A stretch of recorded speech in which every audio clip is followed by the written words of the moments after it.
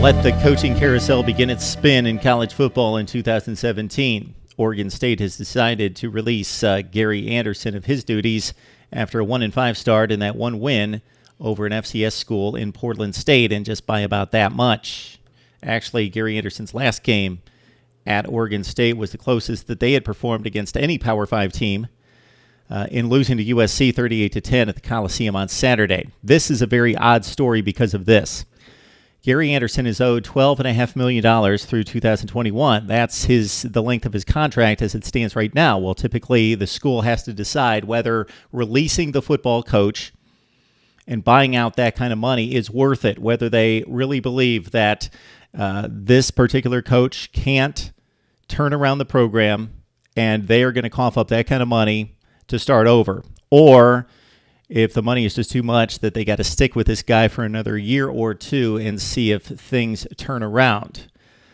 In this case, both parties have apparently agreed that they will release each other of all contractual obligations, meaning Oregon State does not have to cough up $12.5 million. So either Gary Andersen is the most benevolent man on the planet, or something else is going on here that he would release the school of $12.5 million. All right, Gary Andersen had a successful run at Utah State, setting up Matt Wells for future success as well, going 26-24, including 11-2 in his final season. He's a program builder.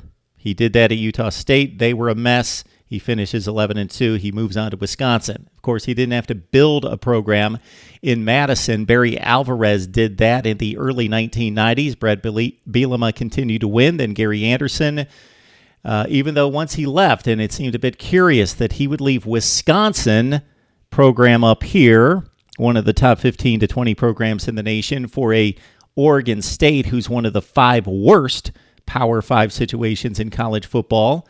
But that's what he did, even after 2 successful seasons, 19-7. He said that it was difficult, considering Wisconsin's academic standards at the university, to win as big as the alumni base, the fans, and the administration expected. So Wisconsin continues to win under Paul Chryst. Now Gary Andersen, after 2-10, 4-8, and 1-5, a 7-23 slate at Corvallis, is out. I don't know what he has planned. He says it's been a very difficult situation for him personally and professionally, and the AD, Scott Barnes, has called Gary Andersen a close friend who he respects greatly, but had to make this decision.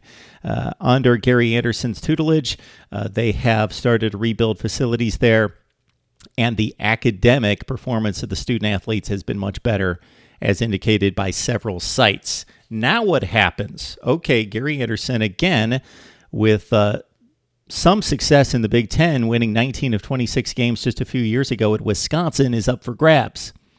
It's been widely speculated that Mike Riley's stay at Nebraska might be over. My buddy Navy Thomas 8 came up with this possible conclusion, just speculation here, that the coaching carousel takes a very classic turn, and that Mike Riley, who's had 2 separate stints at Oregon State, and don't look at the record to judge his success or his performance at Oregon State. It is a difficult place to win, but he did about as good a job as you could expect in Corvallis, trying to get recruits there and win, and in between coached the San Diego Chargers. Mike Riley may be headed back to Oregon State. Maybe Gary Andersen is the next coach at the University of Nebraska, where Bo Pelini and winning 9 and 10 games a year was not good enough. Mike Riley, 5-7, 9-4, and now it appears headed to another 4 or 5 win season at Nebraska is not going to be good enough to please the fans, administration, and alumni base in Lincoln. Gary Andersen out at Oregon State. Where will he land next? Mike Riley most likely out at Nebraska unless he has a miracle finish, which seems unlikely with the likes of Ohio State, Wisconsin. Well, they just lost to Wisconsin last week, 38-17. Ohio State, Penn State, and Iowa, among others, ahead for the Huskers. Would love to hear your take on the Gary Andersen situation at Oregon State, the coaching carousel, as it will inevitably spin here soon, certainly after the season, after the last game is played.